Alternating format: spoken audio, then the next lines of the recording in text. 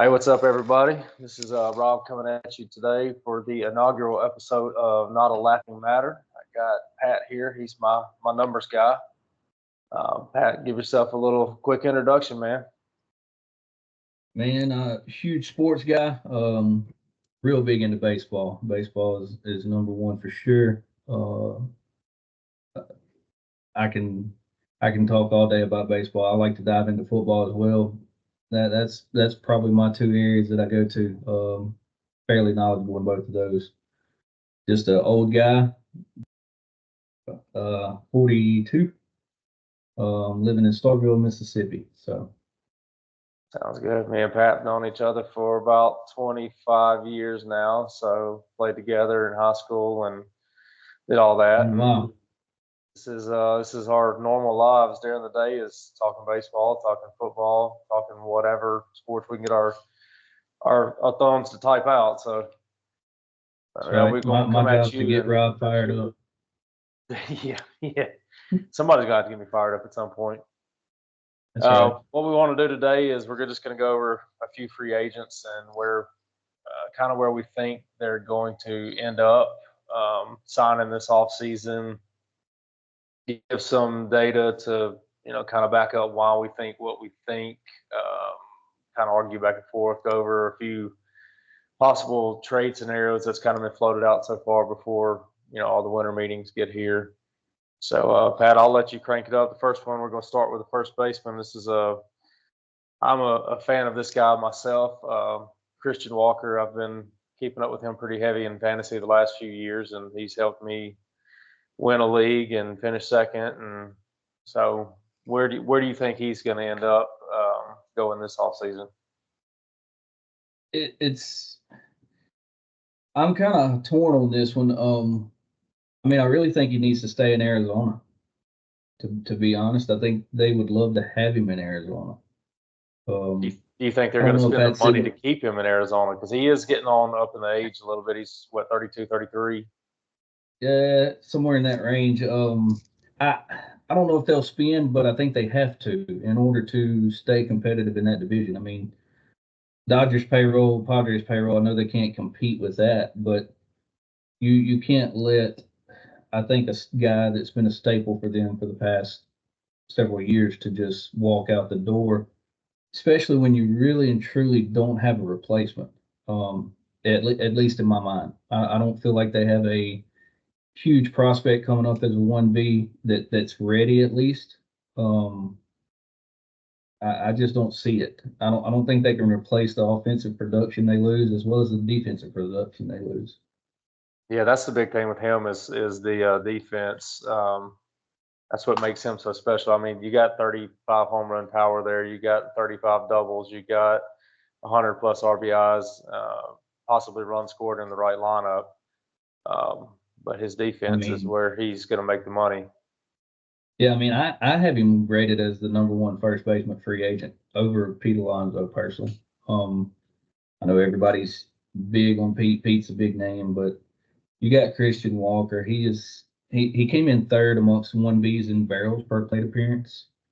Um, Top 30 overall of all major league hitters in barrels per plate appearance, which is not a. I mean, it's not the end all be all, but it's a pretty good indication of a guy making good square, solid contact. Um, he was top 40 in the MLB in hard hit percentage, um, with a pretty respectable walk to K ratios, 24 K percentage to 10% walks.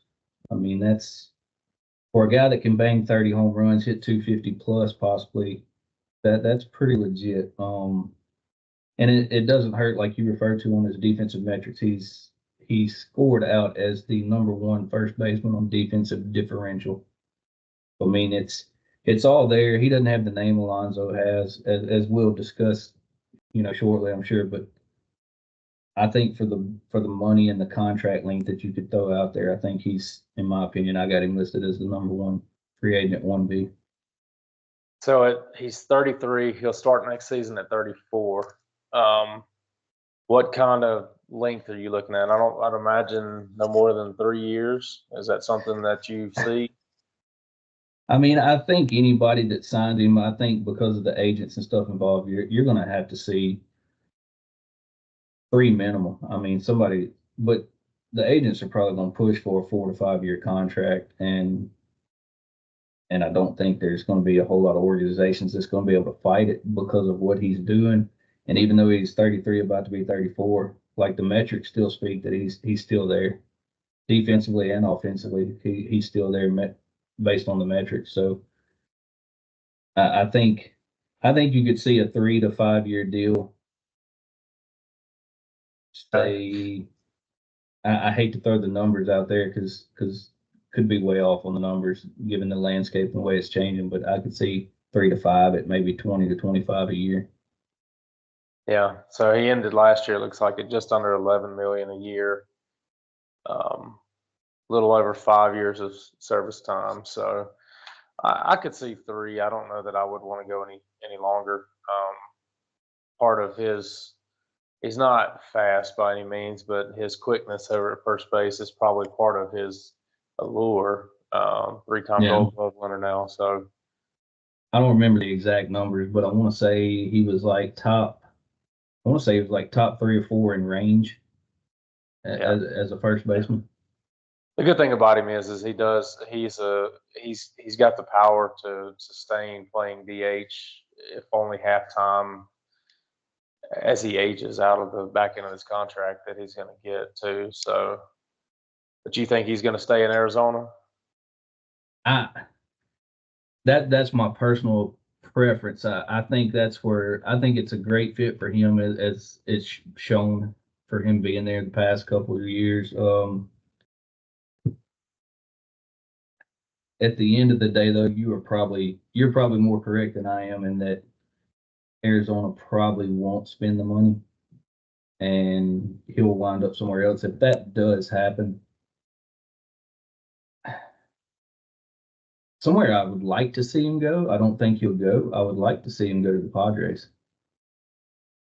I would like to see him wind up there and then shift Cronenworth back to a middle infield position or to But replace then what do you do with Keel. Arise? So you're not taking Arise out of the lineup at any point. Do you DH Arise because he's kind of limited defensively?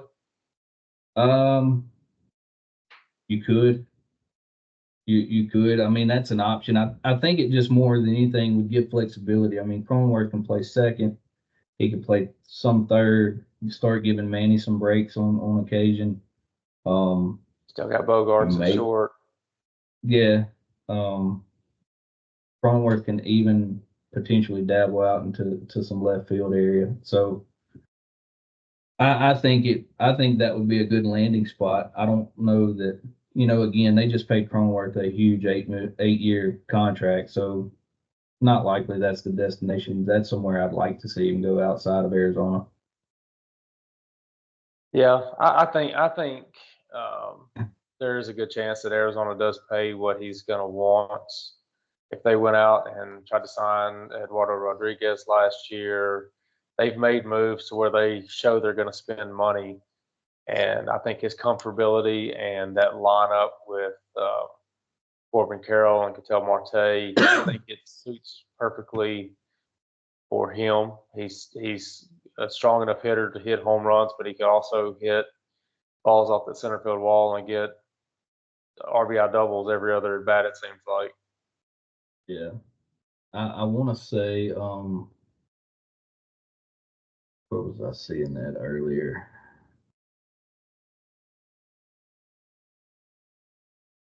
I can't find it now. I was trying to look and see what the other teams were that were being predicted or some of the possible mentions, but and it could also depend on Alonso. I mean, if the Yankees whiff or the Mets, either one whiff on Alonso, then there's a good chance Walker's next in line for either one of those destinations.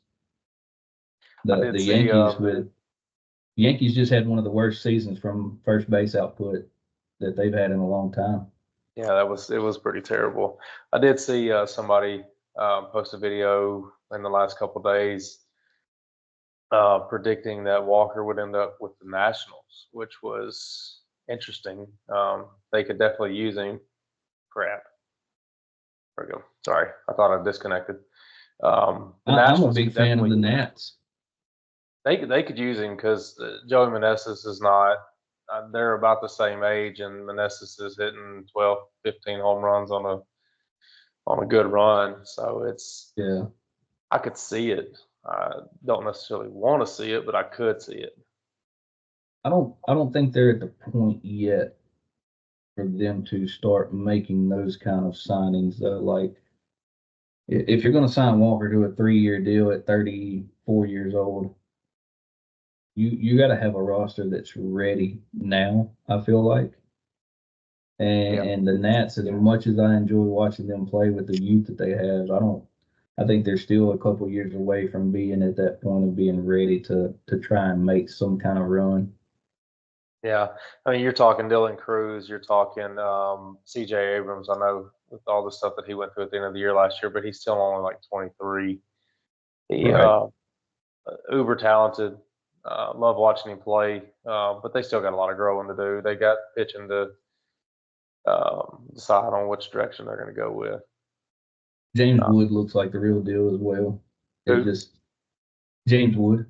Oh yeah, yeah. James Wood is he's It, a it's freak. it's it's just the youth, man. It's like I say, they got I think they got a couple of years left to get all these younger guys at a little bit more growth, a little more experience, and then they can start dropping the money to try and jump in there. As well as that point too, think about it in say 2 years, your Braves roster, your Phillies roster with all of these all stars and mega talents in Harper, Wheeler, all those guys are going to be pushing toward back end of career now. Now you can possibly make a move on those type teams. Where right now you'd have to drop several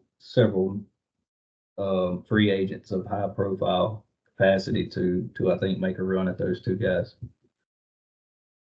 Yeah, yeah, I could see that. And they need some pitching help. They need Kate Duvall to come back. They need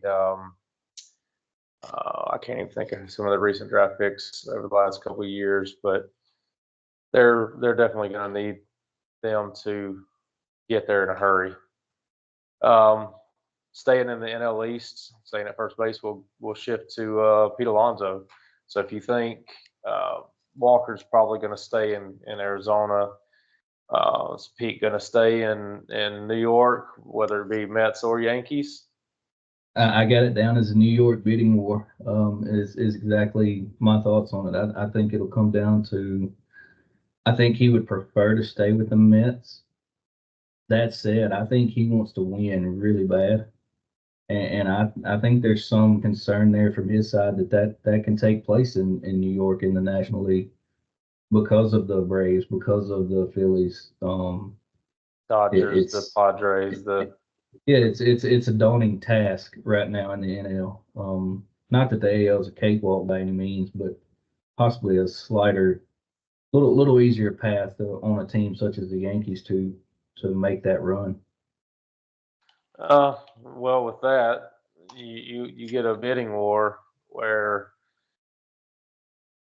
Steve Cohen's one of the richest owners, in sports, and he's shown that he doesn't care how much he spends if it's going to put a good product on the field. And obviously, they put a good product out last year as they made their run. But um, I I personally don't think there's any chance that they let Pete leave uh, Queens, especially to go to the Bronx. But Right.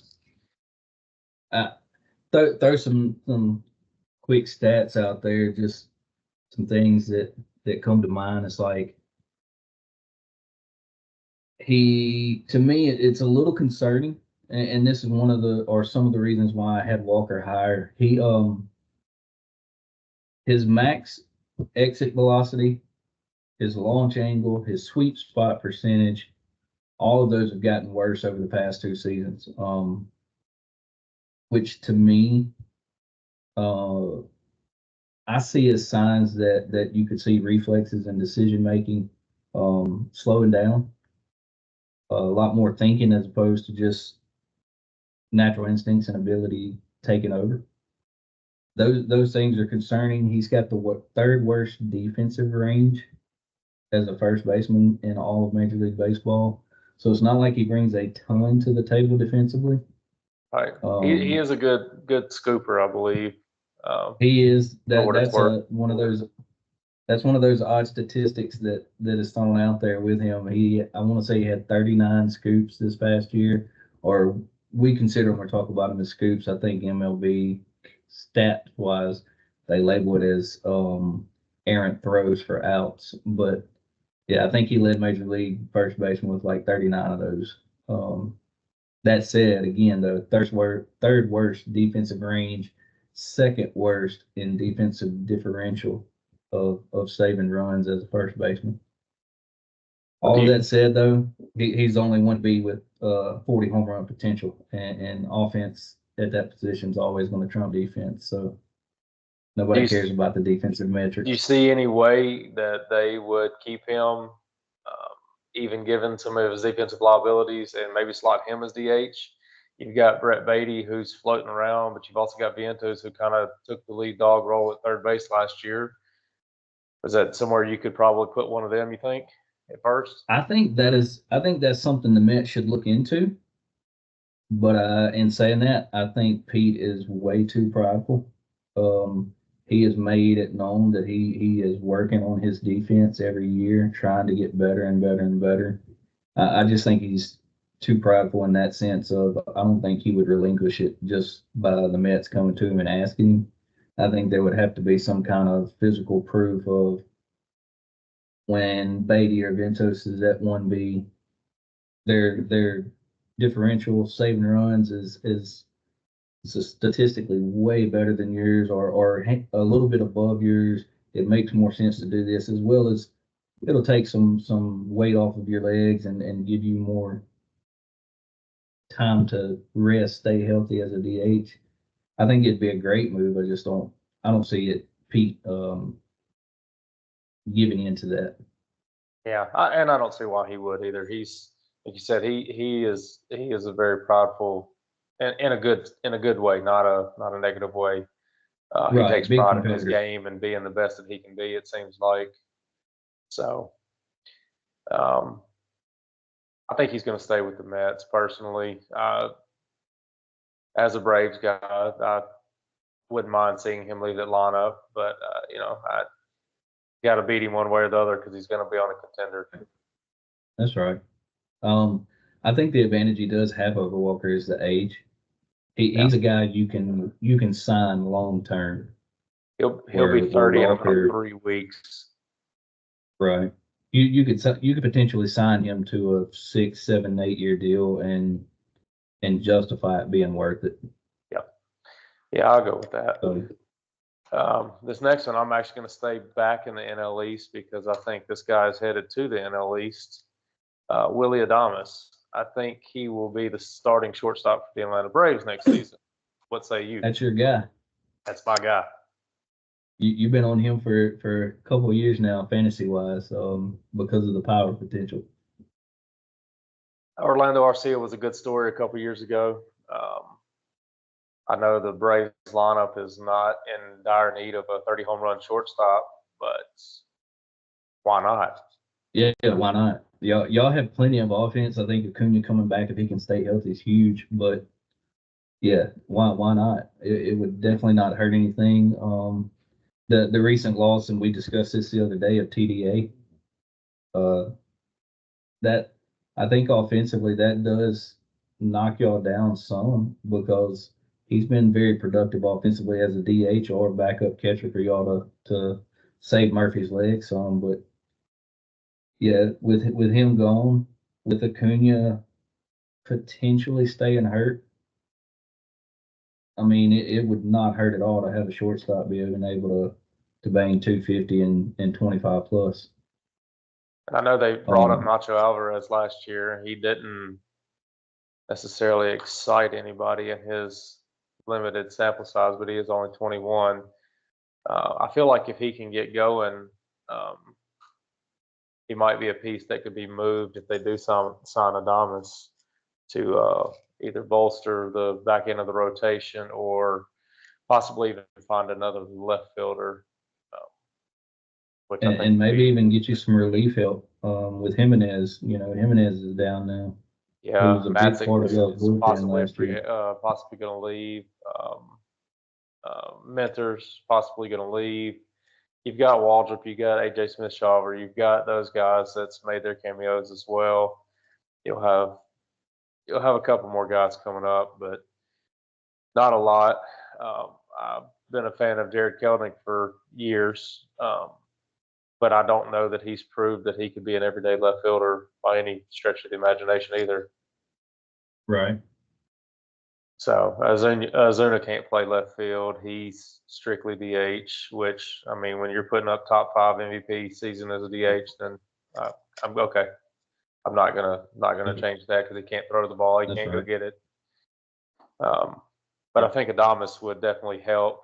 Um, we'll have to get a backup catcher for sure. Like you said, losing TDA and Soler, both going to Anaheim is it's good for them. It's a good fit. I'm not sure what Anaheim's doing Yeah. when you have add TDA in and Ohapi, and I think they just signed somebody else as well. I can't remember now, but Big signing with Kyle Hendricks. yeah, that massive Sorry, 87 mile an hour sarcastically, fastball. but yeah, I don't think he can break glass anymore. But He can still get some folks out about once every 25 pitches. so I have Adames down as the top available infielder. Period. Not just shortstop or even middle infield. I have him as the top infielder available over Bregman. It's one of those things where it's kind of like it's similar to the Pete Alonso situation. Like defensively, he's not great. He's an average defender. His arm strength is slightly above average. His range is right at average for MLB shortstops. But the flip side is you have a shortstop banging 250, 25 plus with 30 plus potential, depending on where he's at the lineup, protection behind him, park factors. I mean, depends on where he goes. Could end up in a great hitter's park. But he was top 5 in barrels per plate appearance. He was had the third best launch angle of all middle infielders that are available. He increased his sweet spot percentage. His average went up. His expected average went up. His slugging went up. Base on ball percentage went up, and all of this happening while he was decreasing his K percentage. So it's like as he's getting older, he's getting more selective at the plate, and you're seeing the numbers jump because of it. So being only 29, I think the numbers are here to stay for at least a couple more seasons for sure. And the biggest This thing is a for guy me with is some pedigree. He was a top yeah, 20-ish prospect in baseball in 2017, so 7-8 years ago. Top right. overall for Tampa at the time too. Yep. It's like as he's aging and getting into the maturity, it's finally coming together. I think being in a smaller market such as, or I call it a smaller market such as Milwaukee, I think that's helped him as well. Kind of settle in, not feel pressured, and just play. Yeah, Big, Tampa's obviously the smallest of markets outside of now defunct Oakland, it seems. He didn't handle it in Tampa as well as he did in Milwaukee, and I don't know if that's just the overall surrounding well, cast Tampa is and one of the worst core. And hitting parks too. yeah, yeah, Milwaukee has been pretty good for him. If you had him in Atlanta with that lineup and that park, especially as the weather heats up, he should really stand out. Um, you brought up Bregman, so what's your take on him? He seems to be the wild card in all of this right now as far as hitters go. Before we get there, where are you going on Adonis? Where's he shooting to? I'm gonna put him in Atlanta. That's a legitimate thing. We're gonna have to spend some money at some point to uh, compete with what the Mets are probably going to do with the Phillies, what they already have, and what they will probably do. The Dodgers, the Padres, they have to spend some money, or they're going to be wild card team from the next 5 years until everybody phases out. I got him. I got him going to the Giants. They, May sound crazy. No, Brandon they've Crawford been trying to get a retires, free moves agent for on. 5 years. So Yeah, they're not afraid to spend. They're tired of losing. They're tired of steady being at the bottom. Um, Chapman has been a good ad for them. I think they start to try and make some moves somewhere. I think they want Soto, which, obviously probably something we'll discuss later, but I don't think that's a honest destination, regardless of the money. I think they could throw big money at him. I don't think that's where he winds up. Um, so I got him going Giants. I would like to see him stay in Milwaukee because, again, kind of like the Christian Walker situation, I don't think they really have anybody coming up to replace, and there's not anybody in the market that can be a comp. But I don't think they're gonna. Their GM's already said that he has earned the right to be a free agent and has earned the right to test the market. And when you make those kind of statements, I don't see it happen. yeah, looking at Milwaukee's prospect ranking, their number 2 overall is Cooper Pratt. He's a shortstop, but he's a estimated time of arrival is 2027, so you're 2 to 3 years away for a 20-year-old. Right. Jesus Mate, same thing. He's 17, rookie ball. You've got some third baseman prospects that are there where maybe you could shift Luis Ortiz. To Luis Ortiz? Who did they get back from Baltimore for Corbin Burns? Um, it's Joey Ortiz, isn't it? Joey Ortiz. I don't know. I'm thinking the pitcher for the Pirates. I don't know why. Yeah. Anyway, you could probably put him at shortstop or terrain or some kind of mix and match right there, and could possibly get away with that. But Yeah, I was thinking Black, the kid they brought up last year, played some 1B. I want to say he came through the minors as a 2B or a 3B. okay, yeah, Tyler Black. Yeah, yeah, I was thinking maybe he could shift to second back to what I think was originally his original spot coming up through the minors, throw Terang over to short and see what happens. But I think you decrease your offense yeah, pretty pretty heavy right there with drastically. that scenario. Yep.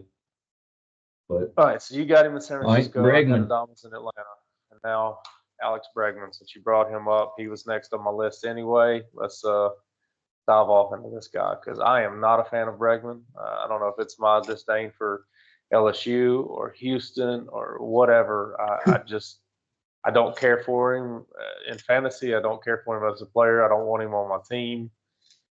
I can't tell you why, Well, other than I just don't like his past. as you can tell, I'm not a Bregman fan at all either. One, because of rivalry, but two, like I got some interesting statistics on him that to me is why I had Adamas hands down as the top overall infielder, regardless of position. But I think when I call these things out, I think it's going to shock some people or surprise some people on some of these numbers. So as far as third baseman this past season in the MLB, he was 15th in barrels per plate appearance. He was 15th in hard hit percentage. He was 16th in average exit velocity and 20th in average home run distance, all while increasing his K percentage. And the reason I think those are huge statistics or numbers to look at is because you think about it. If as a third baseman who's currently hitting 20 to 25 home runs, batting 260 plus, comes in with 15th and 16th rankings in the exit velocity, hard hit percentage, and that kind of thing, while playing in Minute Maid Park, which is set perfectly for guys like him and Altuve, who are smaller, who don't get huge distance, huge exit velos. Like I didn't look into or haven't done the research to see how many home runs he hit in Houston as in relation to where they would be home runs in other parks. But I would have to think he loses at least probably 6 to 8 home runs by not playing in Minute Maid Park. So now take him, say, um, Seattle. Seattle's one of the teams looking for him. That's one of the worst hitting parks to play in. You put him in Seattle, you may see his average drop to 230 with 12 to 15 home runs. At that rate, is the guy worth the price tag he's fixing to get? I don't see it personally, and um, for me, if I'm a GM, I would much rather try and make a trade somewhere than to go drop huge free agent money on this guy. His age is working against him as well. He's 32, I believe. It's He will be 31 to start the season next year. okay. I mean, 31 with those Statcast rankings, and that's just in the third base category alone. I mean, you could sprinkle some middle infielders in that make it slide over to third that probably have better Statcast numbers than he is. If it was me, like I say, and I'm a GM, I'm going to the trade market before I drop the contract that he's going to be asking for. The other target was possibly Arizona. I've seen some talk about Arizona. It's not as bad of a hitter's park as Seattle, but I mean, still could affect his numbers. So speaking of the trade market, talks about possibly Alec Bohm being traded. It was a Phillies guy on Twitter or X that said that Seattle was in on Alec Bohm, possibly for a major league ready arm. Would you rather have Bohm or would you rather have Bregman? We've had discussions on Bond. You've been a big guy on Bond for a little while. I think you kind of cooled off recently, but if you look at Bomb's biggest issue, really is, and I know some of these Statcast numbers that you throw out, some people don't care, some people don't think it matters, and sometimes they may not. But his biggest problem has been since day one his launch angle. He hits a ton of ground balls and instead of fly balls, but yet his other Statcast numbers are in the red. His exit velos are high. His average velocity is high. Like he doesn't lift the ball. He doesn't. His defense is not as good as Bregman's either. That's one thing I will give Bregman. He plays pretty solid defense. Arm's probably mediocre, but he's got great range, great instincts, plays the position well. That said, for the money, yeah, I'd probably entertain a trade of Bomb and give up maybe one of my young guns that we seem to have a plethora of as Seattle, and save some of that money that it would cost just to get the name Alex Bregman. Yeah, I brought up the name Emerson Hancock in the back and forth on Twitter or whatever, and I think that would probably be as high as Seattle would go if that was the case. Maybe Brian Wu, only because of his injury issues. Yeah. But I think we've both been keeping up with Wu for the last couple of years. I watched his debut in Texas in person, and he's got electric stuff. It's just a matter if he can stay on the mound. But If I he think can Emerson stay Hancock would healthy, probably be my high range of what I would trade for Alec Bohm. Now, with that being said, his ground ball rate in Seattle, whatever, if he can hit the gaps, he's going to hit 45 doubles each year. yeah. He hit 44 last year in Philly, which he's progressively gotten better on doubles each season. So he's finding enough gaps, even with the low launch angle, to get a bunch of total bases. Yeah. and he's getting better at the plate. Like his average this year was, I think, the highest it's been He hit in a quote 280 full. in 2022 and 280 this year, not counting the 338 he had in COVID season. So yeah, this year was his highest average. He's had 97 RBIs the last 2 years. He still only hit 20 home runs once, but again, I He's mean, a he's a pretty disciplined hitter too, from what I can recall. I don't remember his exact walk numbers, but he was about 2-1 strikeout to walk over the last 2 years. He's cut it down significantly. 2021 he was at 111. 2022 was 110, then 94, then 86 on his strikeout totals. Walks have gone up 31, 31, 42, 40. So he's making significant strides in his plate discipline, it seems like. for what it's worth, he's been in the top 95 percentile the past 3 years in expected batting average, So he's got which is just a little bit based of bad off, luck. yeah, which is based off hard contact on balls in play pretty much. And so when you're in the 95th percentile of the whole MLB on expected average, you're doing something right. The wrong, if there is a wrong per se, goes back to the launch angle of 10 degrees. Yep. Your average launch angle over 470 something balls put in play is 10 degrees. You're gonna run into some bad luck. You're gonna run into some outs that normally you wouldn't.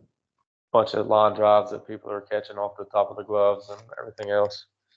That's right. So If he could tweak that slightly, I think you see the 13 home runs in 22, the 20 home runs in 23, the 15 home runs this past year. I think you see that jump into the 25 range, and now you're talking about a third baseman hitting 280 plus with 25 home runs. Yeah, So with that comparison, do you see Bone being traded and then Philly going after Bregman maybe, or is that? I could see the Phillies doing something like that just because they have proven time and time again they do not mind spending. That said, there really hasn't been any talk whatsoever of Bregman to the Phillies, but that's also because they're open to him now. There hadn't been a ton of talk about Bone possibly being moved. So Right. yeah, you move Bone now you got to have a third baseman. I'm not extremely familiar with Philly's farm system, but I would imagine they don't have a stud that's ready as a 3B prospect to call up. So if you do trade Bone and you let him walk, then you got to find somebody. Yeah, And I don't think a Gio or Urshela is the answer. no. Well, obviously Atlanta showed that he wasn't last year. I don't think Dombrowski would make the move to trade Bone without knowing Bregman was coming, and I think he would flirt with the idea of having both of them on the roster before having neither of them on the roster. Right. So All that said, I think he sticks with the Astros. I don't think they can let him walk. And I think him and his agent both are smart enough to see the numbers and realize that anywhere else and you take the chance to drastically dip in production. yeah, I agree with that. I think he stays in Houston. Um, if only, like you said, because of the Crawford boxes. The field is set up perfect for him. He can hit them over the short porch. He can hit them in the weird corner out there for doubles. He's a lifelong Astro if he wants to be a lifelong Astro.